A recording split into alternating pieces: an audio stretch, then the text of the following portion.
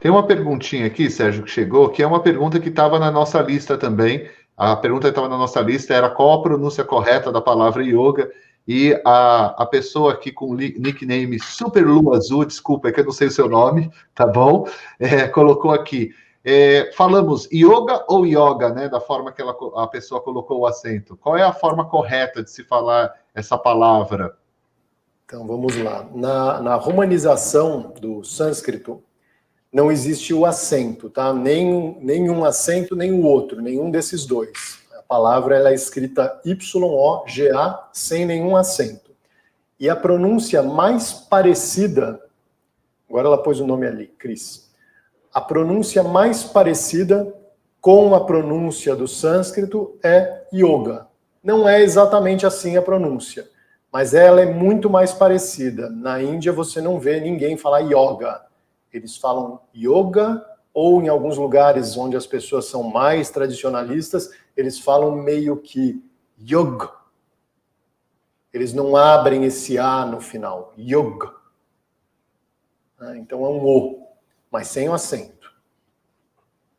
Muito bom.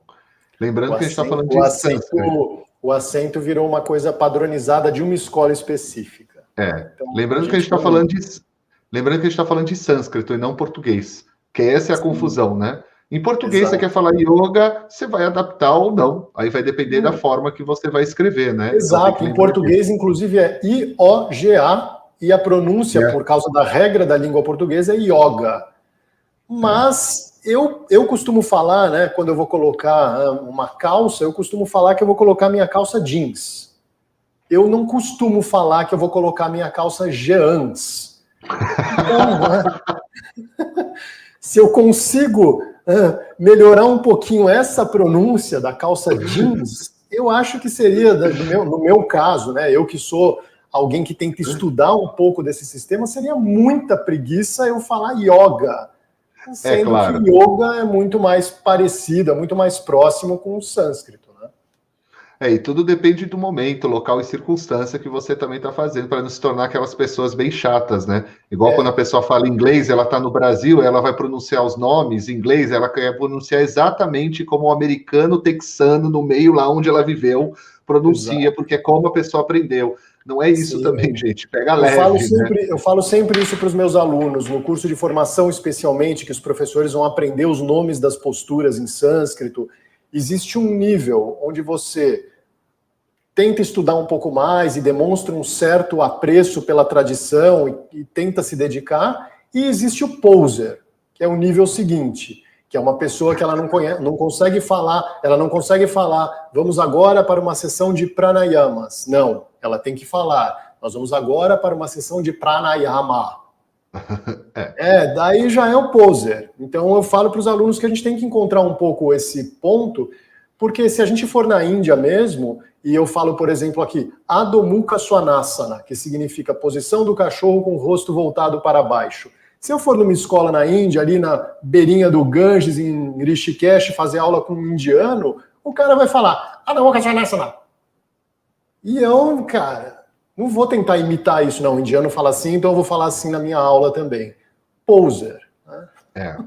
A gente tem que. Eu gosto muito de falar dessa questão, porque no Ayurveda a gente não tem esse problema com acentuação, né? Mas eu falo muito do sânscrito, porque quando a gente fala de qualquer idioma, a gente não pode esquecer dos sotaques, a gente não pode esquecer das influências que essas palavras têm, e muitas palavras em sânscrito hoje, elas já estão englobadas num populismo, numa tradução popular, numa tradução religiosa, que muitas vezes a gente não consegue nem traduzir da forma correta. Eu falo isso para que também a gente não seja chato. Você vê uma pessoa falando yoga, não, está errado, não, pelo amor de Deus, não façam isso também. Não é essa a ideia, porque há muitos outros fatores que a gente tem que levar em consideração. Por exemplo, a palavra namastê. A palavra namastê, para nós que estudamos sânscrito, que a gente vai entender aonde ela se encaixa, o que ela significa oi. Em sânscrito, ela só significa isso.